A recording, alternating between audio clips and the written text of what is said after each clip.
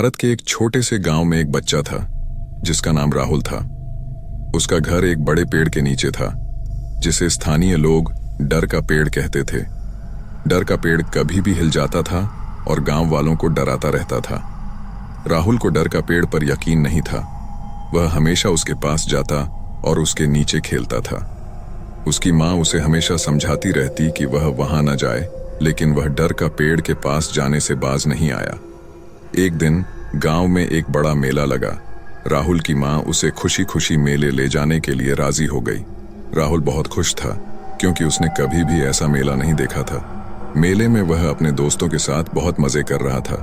उन्होंने खाने के लिए अच्छा अच्छा खाना खाया और खेलों में भाग लिया। वह ने एक अजीब सी खोज की और एक डरावनी किताब खरीद ली।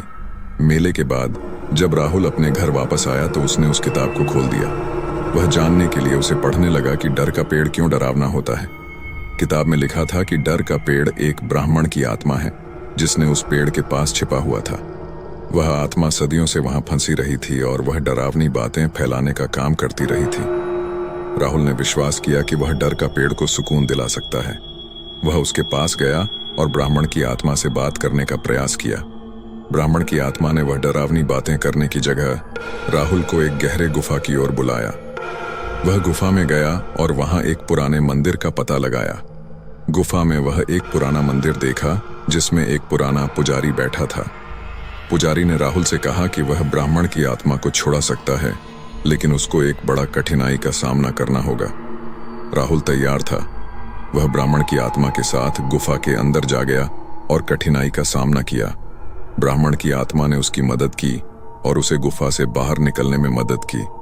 ब्राह्मण की आत्मा बड़े खुश थी क्योंकि वह अब आजाद थी और डर का पेड़ को अपने प्राचीन स्थल में वापस ले जा सकती थी। राहुल ने डर का पेड़ की आत्मा से मिलकर धन्यवाद दिया और उसके घर लौट आया। गांव वाले देखकर चौंक गए क्योंकि अब डर का पेड़ कमीज था। राहुल ने उन्हें सच्चाई बताई और उन्होंने डर का पेड़ की आत्मा के साथ मेले के बाद लौटने का फैसला किया था। डर का पेड़ की आत्मा अब सुखी थी क्योंकि वह अपने पुराने घर में वापस आ गई थी। राहुल ने अपने गांव को बताया कि डर का पेड़ की आत्मा को छुड़ाने में उसकी मदद की और अब उनका गांव सुखी और शांत था। इस कहानी से हमें यह सीखने को मिलता है कि डर से नहीं बल्कि साहस से हम किसी भी समस्या का समाधान कर सकते हैं। अकेले हम समस्याओं का समाधान नहीं कर सकते, लेकिन जब हम एक साथ काम करते हैं तो हम कुछ भी कर सकते हैं।